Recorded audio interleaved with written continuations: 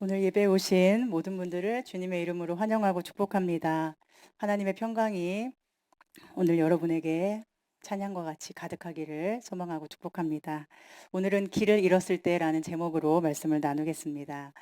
세상을 살다 보면 우리에게는 참 많은 짐이 주어지는 것 같죠? 그 짐들을 하나하나 들고 가면 참 좋겠는데 때로는 수십 개의 짐덩이가 등을 누르고 어깨를 짓누르는 것 같아서 참 많이도 버겁다 여겨질 때가 있을 것입니다. 해야 할 일도 많고 그것도 잘 해내야 되고 챙겨야 할 사람도 많고 관계 유지도 잘해야 되고 또 아무리 열심히 한다고 해도 결과가 늘 예상대로 되진 않기 때문에 우리 마음은 자칫하면 무거운 짐덩이들에 눌려서 뭉개져 버리고 말 것입니다. 그 짐들을 가만히 들여다보면 저는 두 가지의 짐이 있는 것 같아요. 하나는 세상 걱정, 근심의 짐입니다. 이것도 잘해야 하고 저것도 잘해야 한다는 부담감이 근심과 걱정이 되어서 온갖 세상의 짐을 홀로 지고 가는 것처럼 우리 마음이 무거울 수 있지요. 노사연 씨의 노래 중에 바램이라는 노래가 있는데 최근에 임영웅 씨가 다시 불러서 제가 알게 됐습니다. 여러분도 아시나요? 네. 사람이 얼마나 무겁고 힘겹게 살아가는지를 그 노래가 담아내고 있어요. 내 손에 잡은 것이 많아서 손이 아픕니다. 등에 짊어진 삶의 무게가 온몸을 아프게 하고 매일 해결해야 하는 일 때문에 내 시간도 없이 살다가 평생 바쁘게 걸어왔으니 다리도 아픕니다. 내가 힘들고 외로워질 때 내 얘기를 조금만 들어준다면 어느 날 갑자기 세월의 한복판에 덩그러니 혼자 있진 않겠죠. 큰 것도 아니고 아주 작은 한마디. 지친 나를 안아주면서 사랑한다, 정말 사랑한다 하는 그 말을 해준다면 나는 사막을 건넌다 해도 꽃길이라 생각할 겁니다. 우린 늙어가는 것이 아니라 조금씩 익어가는 겁니다. 저 높은 곳에 함께 가야 할 사람 그대뿐입니다. 트로트 가사가 어쩜 이렇게 CCM과 같은지. 다리도 아프고 등도 아프고 온몸이 아파서 힘들고 또 외로운데 그때 지친 그 사람에게 필요한 것은 큰 것이 아니라 한마디. 사랑한다. 정말 사랑해. 라는 그 한마디를 해주는 그 한 사람. 그대와 함께 걷는 길은 사막이어도 꽃길이라는 고백이 주님을 믿고 따르는 우리의 고백과 같지 않습니까?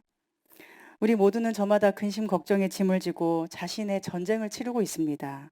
아무리 겉으로는 안 힘들어 보여도 그 속을 들여다보면 다 저마다 전쟁터죠. 그러니 우리가 한 사람, 그 한 사람, 바램의 그 노래 가사의 한 사람이 되어주면 좋겠다는 생각을 하게 됩니다. 사랑한다, 정말 사랑한다, 말해주는 사람이 되었으면 좋겠어요. 우리가 힘겨울 때 주님이 우리에게 그렇게 말씀해 주시는 것처럼 우리도 그렇게 할 수 있다면 이 세상이 조금은 전쟁터에서도 피난처를 누리는 살만한 세상이 되어가지 않을까 생각합니다. 오늘 우리 로고스 교회가 그런 교회 됐으면 좋겠고 저도 여러분에게 그런 사람이 되었으면 좋겠다는 소망을 가지고 있고요. 또 여러분도 서로에게 또 이웃에게 특히 가족에게 그런 사람 되시면 좋겠습니다. 또 한 가지의 짐은 바로 두려움이에요. 두려움은 우리 온몸과 손과 발을 꽁꽁 묶어서 꼼짝 못하게 하는 강력한 힘을 가지고 있습니다. 무언가를 시작해야 할 때 우리에게는 뭐가 필요하죠? 맞아, 그렇죠. 용기, 자신감이 필요합니다. 그런데 그 자리를 두려움이 차지하고 있다면 어떻게 될까요? 두려움 때문에 시작도 못 해보고 끝나버린 일이 있을 것이고 두려움 때문에 다시 시작할 수 없다고 여기는 일도 있을 것입니다. 두려움 때문에 하루하루 밤잠을 못 자고 불면증으로 괴로운 사람들도 세상에 굉장히 많지요. 사람의 모든 부정적인 감정의 근원에는 두려움이 있다고 합니다. 그런데 두려움은 하나님이 주시는 것일까요? 두려움은 하나님이 주시는 것이 아니지요. 디모데후서 1장 7절은 말씀합니다. 하나님이 우리에게 주신 것은 두려워하는 마음이 아니요 오직 능력과 사랑과 절제하는 마음이니. 아멘. 주님이 우리에게 주시려는 것은 두려워하는 마음이 아니라 그 반대의 마음이에요. 사랑, 능력, 절제하는 마음. 즉 자신감을 주시고 용기를 북돋아 주시고 지혜를 주시고 선한 마음을 주셔서 어떤 고난이나 또 부끄러운 상황에서도 다시 일어나서 용기 있게 복음을 전할 수 있는 능력이 되어 주신다는 것. 이것이 바로 성령의 능력이지요. 그렇다면 근심 걱정의 짐과 이 두려운 마음, 이 두 가지의 결과는 무엇일까요? 그것은 바로 우리를 자유하지 못하게 한다는 것입니다. 저는 자유라는 단어를 참 좋아해요. 근심 걱정으로 얽매여진 우리 등과 어깨와 온몸이 자유해지면 좋겠습니다. 두려움으로 시작도 못하고 포기해버리는 자신 없는 마음이 자유해져서 늘 훨훨 날아다녔으면 좋겠어요. 자유라는 말을 들으면 여러분은 어떤 것이 떠오르십니까? 여러 가지 생각이 나시겠죠? 자유하다는 것이 무엇일까 생각을 하다가 저는 이런 생각이 들었어요. 만약에 돈에 자유하려면 어떻게 해야 할까? 돈이 엄청 많으면 자유하겠구나. 아니면 돈이 하나도 필요하지 않은 사람이 되면 자유하겠구나. 맞죠? 또는 어떤 일을 잘 해야 하는데 그 일에서 자유하려면 어떻게 해야 될까요? 실력이 엄청나게 뛰어나면 자유하겠죠. 그런 일 따위는 아무것도 아닐 정도로 실력이 뛰어난 사람에게는 그 일은 그를 묶거나 억압할 수 없는 일이 됩니다. 아니면 잘 해내고 싶은 마음이 전혀 없으면 또 자유하겠죠. 잘못해서 핀잔 듣고 무능하다는 소리 들어도 전혀 아무렇지 않다라면 그 일에서도 우리는 자유할 것입니다. 그러면서 생각했습니다. 문제는 우리의 결핍이구나 하고 말입니다. 결핍이 우리를 두렵게 하고 무겁게 하고 꼼짝 못하게 만든다는 것을 깨달았습니다. 한 발자국 더 앞으로 나가지 못하게 하는 것입니다. 없으니까, 돈이 없으니까, 또 실력이 없으니까 자꾸 그것이 있기를 바라고 풍성해지기를 바라고 그것을 통해 자유하고 싶은 마음이 우리에게 있죠. 그래서 그 결핍을 채우고 충족시킴으로써 우리가 자유를 누린다고 생각합니다. 그런데 아이러니하게도 자유를 위해서 우리는 스스로를 돈에 묶어두고 일에 묶어둬서 사실은 자유를 누리지 못하면서 하루하루를 살고 있다는 것입니다. 성경은 우리가 어떻게 자유해진다고 말씀하고 있죠? 요한복음 8장 32절 이렇게 말씀합니다. 진리를 알지니 진리가 너희를 자유롭게 하리라. 아멘. 예수님은 우리가 진리를 알면 진리가 우리를 자유하게 한다라고 말씀하세요. 결핍을 채우는 것이 자유를 주는 게 아니라 진리를 아는 것이 자유를 준다고 말씀합니다. 진리가 무엇입니까? 진리는 예수님이십니다.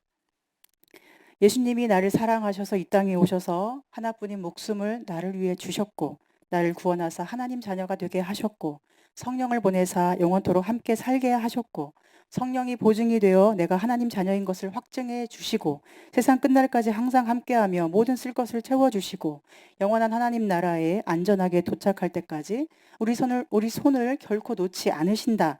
이것이 거짓입니까? 진리입니까? 진리입니다. 이 진리를 믿을 때, 이 진리이신 예수님을 진정으로 우리가 알 때, 우리는 세상 근심, 걱정, 두려움의 짐으로부터 자유를 누리게 됩니다. 그 자유로 훨훨 날아 하나님 복음을 전하며 당당하게 살아갈 수가 있지요. 특별히 저는 진리가 너희를 자유롭게 하리라 이 말씀을 묵상하며 그 의미를 다시 한번 생각하게 되었어요. 그것은 성령을 의지하여 길을 찾고 안전하고 즐겁게 살아가라 라는 의미입니다. 만약에 우리 예나처럼 어린 아이가 여행을 간다면 어떻게 해야 할까요? 우리 루미처럼 어린 아이가 여행을 간다고 생각해 보세요. 자기가 목적지를 정하고 자기가 지도를 찾아보고 자기가 자동차 연료를 채워야 되고 자기가 짐을 챙기고 자기가 여비를 벌어서 여행을 준비합니까? 그렇게 하면 얼마나 이상한 아이예요. 우리 예나나 루미가 할 일은 그런 게 아니죠. 우리 예나와 루미가 할 일은 그저 엄마 아빠가 이끄시는 대로 손 꼭 잡고 따라가서 엄마 아빠에게 모든 것을 맡기고 편안하게 즐거워하면 되는 거예요. 엄마 아빠가 나에게 가장 좋은 여행을 선물할 것을 믿기 때문이죠. 엄마 아빠가 나에게 어둡고 무서운 곳으로 데려가는 분이 아님을 믿으니까. 만약 그런 슬픔이 있더라도 엄마 아빠는 나를 반드시 구해내시고 안전한 곳으로 옮겨 놓으실 분임을 믿으니까요. 그 믿음 하나만으로 우리 예나는, 우리 루미는 여행길이 어떨지를 전혀 알지 못해도 엄마 아빠를 믿는 그 믿음으로 평안하게 여행을 떠날 수가 있는 것이죠. 우리 인생이 이와 같습니다. 무엇을 그리 고민하고 걱정합니까?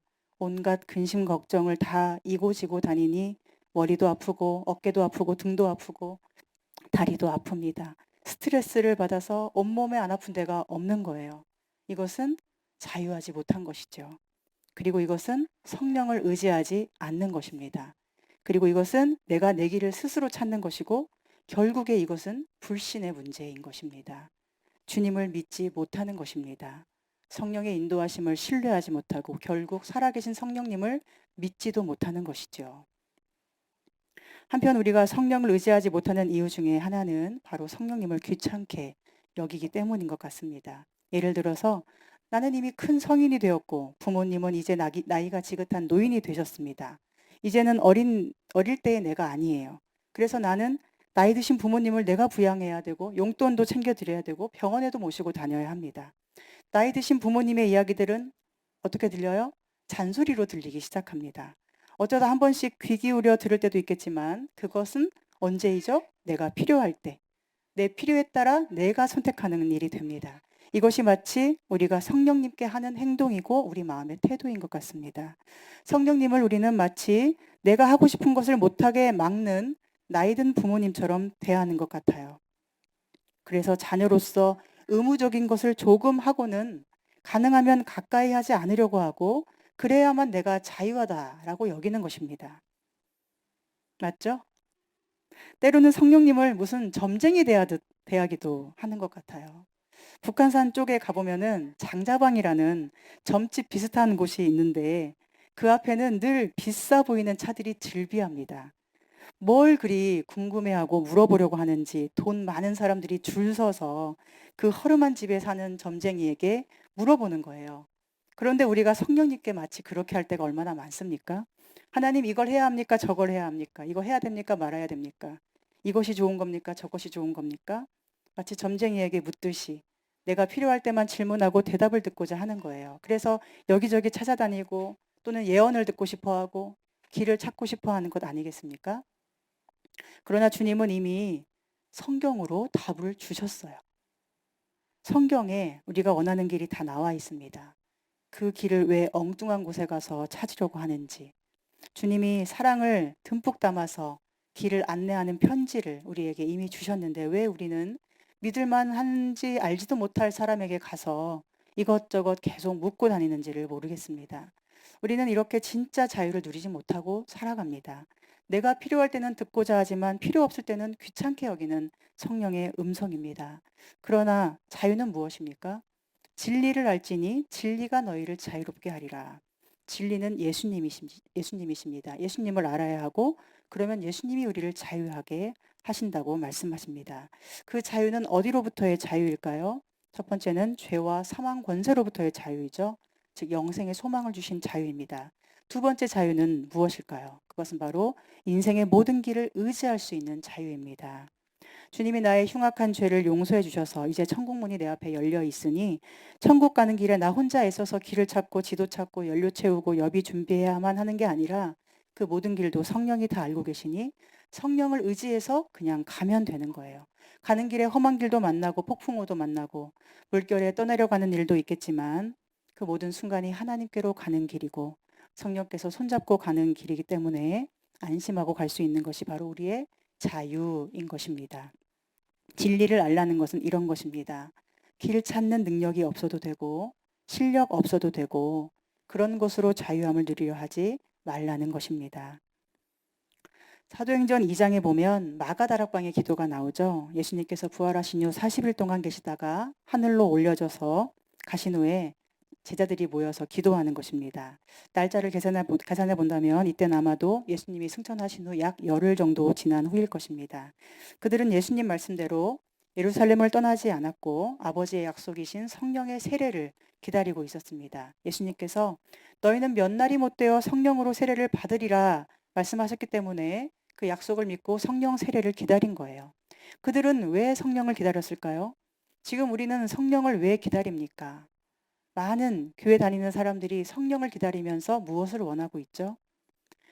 예전에 저는 교회 생활을 하면서 방언의 중요성을 매우 강조받았습니다. 특히 여름 수련회에 가면 여러 교회가 연합을 해서 그 모든 교회 목사님들이 각각 안수기도를 해주시고 당시에 청소년이었던 저와 친구들을 방언받게 하려고 애를 많이 쓰셨던 것을 기억합니다.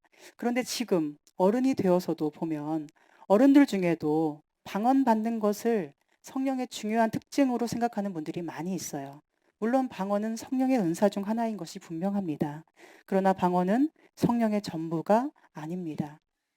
성령의 은사에는 여러 가지가 있는데 방언은 그 중에 일부를 차지할 뿐이고 더 중요한 것은 방언이 아니라 예언이라고 사도 바울은 분명하게 정리를 해 주었어요. 여기서 예언이란 무엇일까요?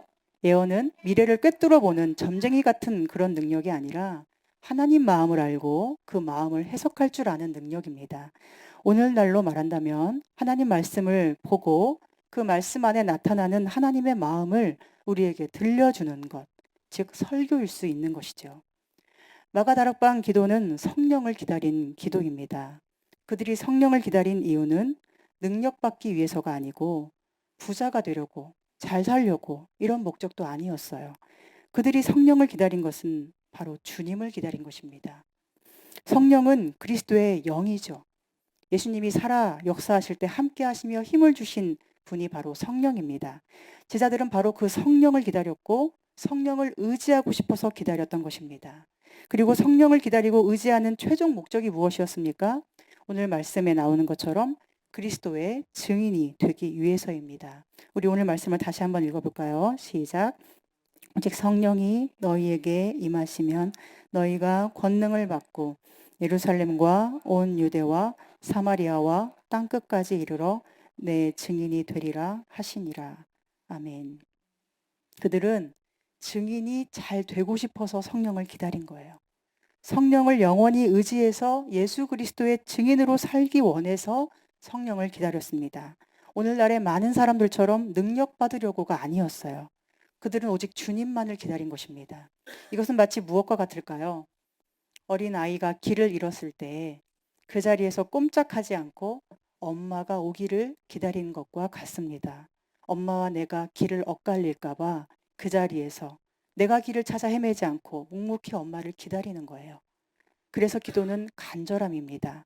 성령께서 내 곁에 오셔서 나와 함께 계심을 알고자 하는 간절함. 나 혼자 이 길을 갈 수도 없고 찾을 수도 없으니 주님이 내 곁에 계시기를 바라는 간절함. 나는 능력도 없고 실력도 없으니 주님이 내 길을 인도하시고 가르쳐 주시기를 바라는 간절함. 이것이 기도입니다. 제자들이 모여서 기도한 이유는 무엇일까요? 간절하면 다 각자 집에서 혼자 기도하면 되잖아요. 그렇게 생각하잖아요. 그런데 그들은 왜 모여서 기도했을까요? 그들은 같은 목적을 가지고 있었기 때문입니다. 그 목적은 바로 주님의 성령님을 기다리는 것. 그 같은 목적으로 모여서 기도한 것입니다. 해마다 10월이 되면 각 교회마다 수능 기도회를 시작해요. 저도 교육 총괄 목사를 오래 하다 보니까 해마다 수능 기도회를 했던 것 같습니다. 예전에 9년 정도 사역했던 교회에서는 수능 기도회를 한 6주 정도 40일 기도처럼 매주 금요 기도회 앞에 1시간 이상을 또 기도를 했어요. 그리고 전에 사역했던 교회에서는 수능 당일에 하루를 이제 기도회를 하죠. 수능 기도회에 모이는 목적은 무엇입니까? 거기에서 성령의 임재를 기다리기 위함인가요? 아니면 수능을 잘 치러서 좋은 대학 가기 위함인가요? 당연히 두 번째가 주를 이루고 있죠. 수능이 너무 중요하게 여겨지기 때문에 1년에 단 한 번 부모가 하나님께 간절히 기도해 보는 것이죠. 그러나 아무리 기도한다고 해도 목적이 변질되면 진짜 기도를 할 수는 없을 것입니다. 왜냐하면 성령님은 인격적인 분이시기 때문에 우리의 마음을, 사람의 마음을 잘 아시기 때문이에요. 기도는 어떤 자신의 목적으로 모여서 하는 것이 아니죠. 기도는 성령을 기다리는 것. 부모를 기다리는 아이처럼 간절히 성령님을 기다리는 것이 기도입니다. 그렇다면 성령이 하시는 일은 무엇일까요? 요한복음에 보면 예수님은 성령을 보내신다고 약속하시면서 여러 가지 성령의 일에 대해서 언급하셨습니다. 성령은 진리의 영이고 그래서 세상은 거짓된 세상이기 때문에 성령을 받아들이지 못할 것이다. 성령은 너희를 고아처럼 버려두지 않고 영원히 함께 하실 것이다. 성령은 너희에게 모든 것을 가르치고 내가 말해준 모든 것을 생각나게 해주실 것이다. 성령은 너희가 어려움을 당하고 박해를 당할 때 너희가 왜 이 어려움과 박해를 당하는지를 깨닫게 해줄 것이다. 너희가 무능해서나 부족해서가 아니라 너희가 나의 사람이기 때문에 성령을 받지 못하는 세상에서는 너희는 환난을 당할 것이다. 그러나 담대해야 한다 하십니다. 보혜사 성령이 너희를 지켜줄 것이고 너희가 내 것임을 보증해 줄 것이기 때문에 너희는 언제나 어디서나 당당하라고 하십니다. 괜찮나요? 괜찮은 거 맞죠? 네네. 성령을 의지해서 너희는 아버지께 모든 것을 구할 수 있다고 하십니다. 아버지께서 친히 너희를 사랑하신다는 것을 성령이 계속 너희에게 생각나게 해주실 거라고 하십니다. 그리고 성령은 너희를 하나가 되게 할 거라고 하십니다. 왜냐하면 성령을 기다리는 그 목적 하나로 기도하기 때문이죠. 오순절 성령 강림을 기록한 사도행전 2장에 보면 그들은 모두 방언을 하기 시작해요. 여기서의 방언은 우리가 생각하듯 하늘나라의 언어가 아니라 당시 여기저기 흩어져 살던 사람들의 언어였습니다. 그들이 들을 수 있는 언어로 성령이 다 알아들을 수 있게 말을 주셨어요. 복음이 성령을 통해서 제자들의 입에서 나왔습니다. 각각 다른 언어로 복음이 선포되었습니다. 그러니까 다른 언어지만 내용이 하나였어요. 바로 복음입니다. 같은 언어를 쓰면서도 마음의 목적, 기도의 목적이 다른 오늘날의 많은 기도와 얼마나 다른 모습입니까? 목적이 같았던 제자들의 기도를 통해서 성령이 내려오셨고 그들은 다 성령의 세례를 받았고 담대히 복음을 전하기 시작합니다. 그리고 목적이 같았던 그들은 삶의 여정을 함께하기 시작합니다. 늘 모이기를 힘쓰게 됐고 주님의 성령 안에서 늘 기도하기를 좋아했고 주의 말씀과 복음이 전해지는 것이 삶의 최우선 순위가 되었습니다. 그리고는 모든 소유까지 하나로 모아서 자신의 소유가 없이 하나님 나라를 위해 드리는 자가 되었죠. 이 모든 것이 바로 성령께서 하신 일이에요. 오늘 우리의 기도는 어떻습니까? 돈이나 실력은 기도한다고 갑자기 생기는 것이 아닙니다. 외모, 머리 좋은 것, 어때요? 기도한다고 달라지나요? 유전자에 따라 달라지는 거예요. 돈, 기도한다고 갑자기 하늘에서 뚝 떨어지는 것이 아니라 돈에 눈이 밝아서 여기저기 돈 될 만한 곳을 찾아다니는 사람이 돈을 많이 벌게 되죠. 그러니 돈과 실력과 성적이 좋기를 원한다면 기도해서 되는 게 아니라 열심히 공부해야 되고 열심히 재능 개발해야 되고 열심히 돈 되는 것을 공부하면서 찾아다녀야 할 것입니다. 제가 고3 때 굉장히 많이 아팠어요. 무려 20일 동안 밥도 못 먹고 물 한 모금도 삼키지 못했어요. 그래서 이제 응급실에 급히 실려가게 됐는데 응급처치를 하고 입원실로 옮기려는 그 밤에 갑자기 중환자실로 옮겨졌어요. 그때 저의 귀에 들렸던 말이 있는데 저희 부모님께 의사가 이렇게 말하는 거예요. 오늘 밤을 넘기기 어려울 것 같습니다. 오늘 죽는다는 거죠. 정말 많이 아팠거든요. 그리고는 이제 중환자실에서 제가 얼마나 있었는지 모르겠어요. 9월 초부터 아프기 시작했는데 제가 퇴원을 11월 중순 정도 했으니까 아마 중환자실에 한 달 이상 있었지 않았나 싶습니다. 저를 위해 간절히 기도해 주시는 분들이 계셨고 저희 아버지는 당시 담배를 굉장히 좋아하셨는데 딸을 위해서 그 끊기 힘들다는 담배까지 끊으면서 간절히 기도하셨어요. 그렇게 저를 사랑하는 분들의 기도로 그리고 하나님의 놀라운 계획하심 안에서 제가 기적적으로 낫기 시작하고 이제 수능을 3일 앞두고 정말 기적적으로 퇴원을 하게 됐습니다. 의사 선생님이 그러더라고요. 하마터면 TV에 나올 뻔했다고.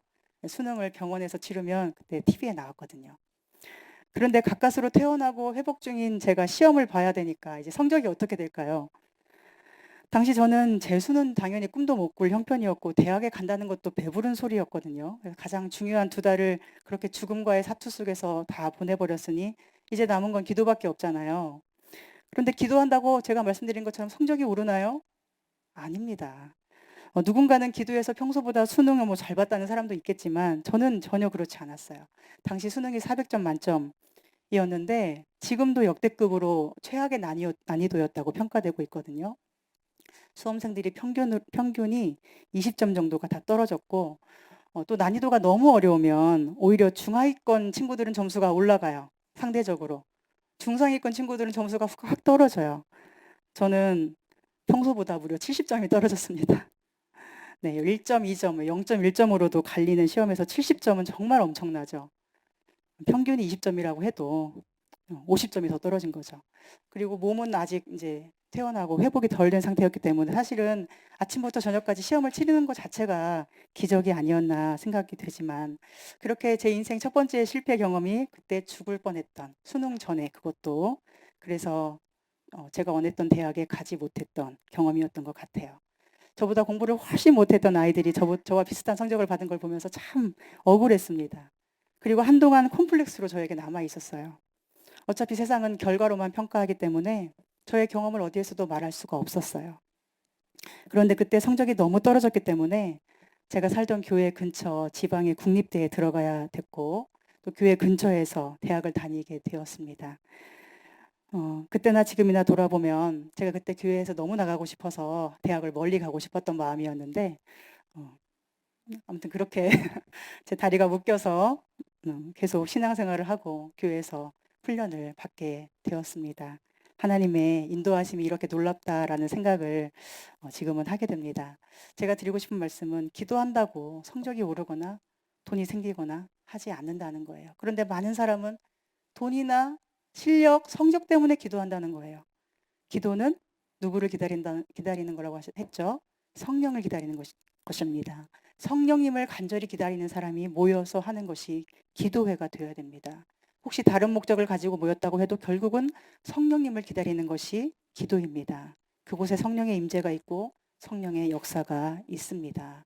우리의 재정 상태나 우리의 실력이나 우리의 재능으로 도저히 할 수 없는 일들을 성령께서는 하실 수 있는데, 그것은 기도하는 그 사람을 높여주기 위해서가 아니라 복음이 전파되기 위해서입니다.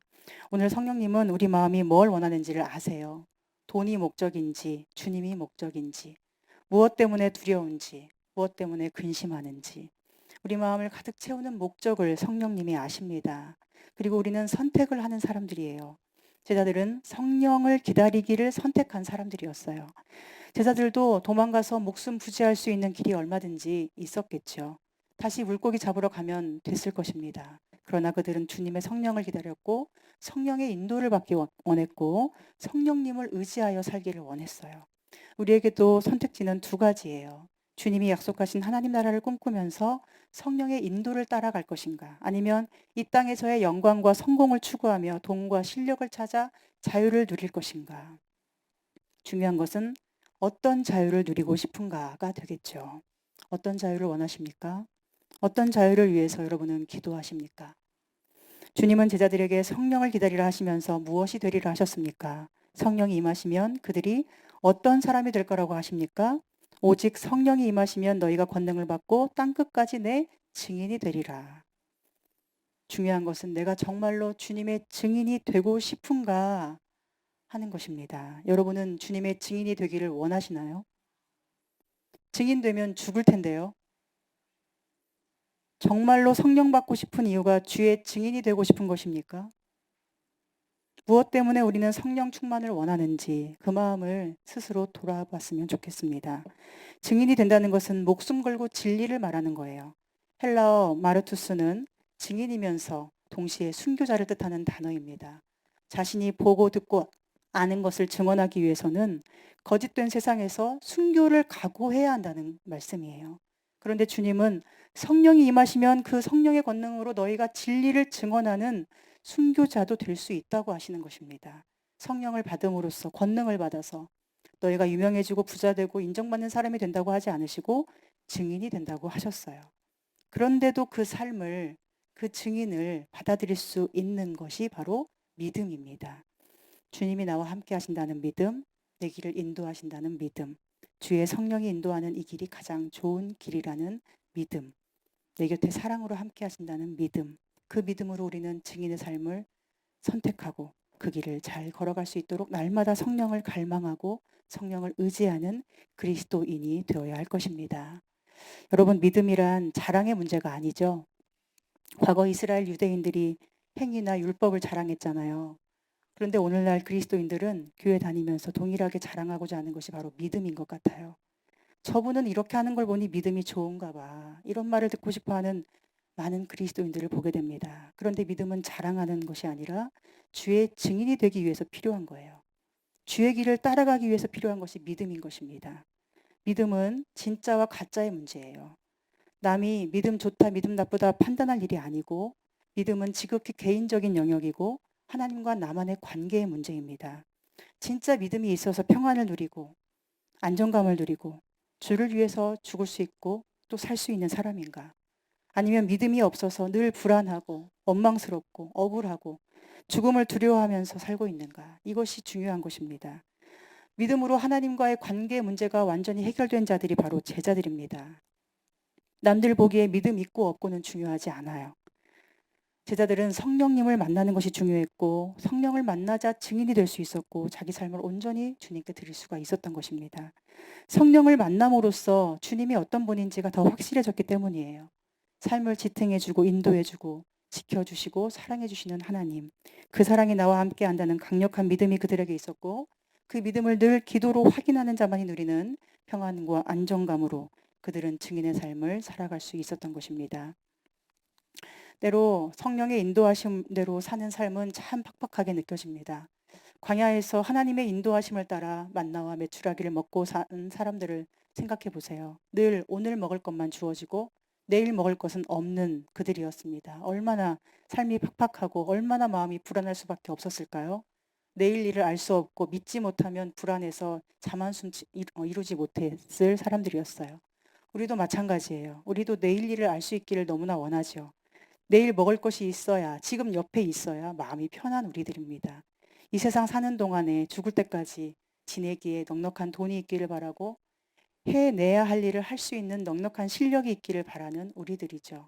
이 땅에서 짐지고 무겁게 지내지 않고 두렵지 않기를 바라는 우리들입니다.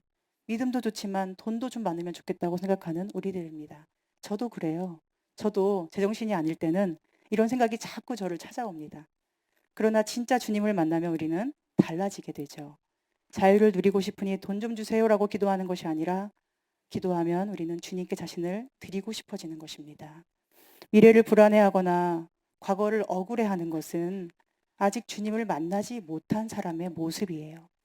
주님이 없으니까 미래도 불안하고 과거도 억울하게 느껴질 뿐이죠.